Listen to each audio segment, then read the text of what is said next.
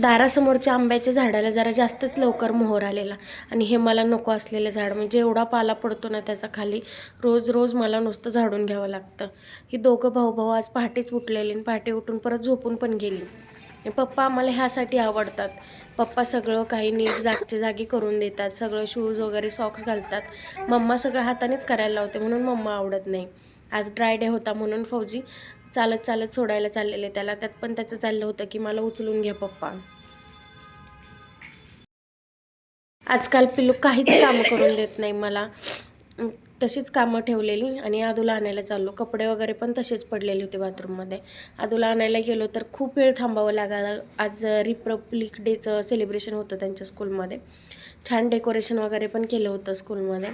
स्कूलमध्ये गेल्यावर त्यांच्या मॅडमनी आदूची कंप्लेंट सांगितली, मला मस्ती करतो खूप जास्त, ऐकत नाही वगैरे, की त्याचं मग ओरडले मी की रडणं सुरू झालं. म्हटलेलं मी की मी तुझी नाही आहे, मी फक्त चिकूची आहे आणि पप्पा पण तुझी नाहीत, की त्याचं रडणं बघा किती सुरू झालं.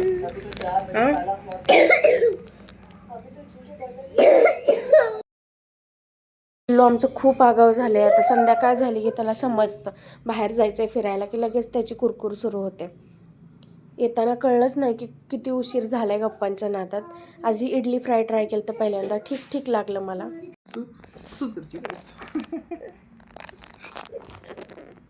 नको ना, तो छोटा आहे. चिकूला झोपवते तसं त्याचं त्या डोरेमोनच्या बाळाला झोपवायचं चालू होतं. पप्पा त्याला मारत होते तर त्यांचं चाललं होतं.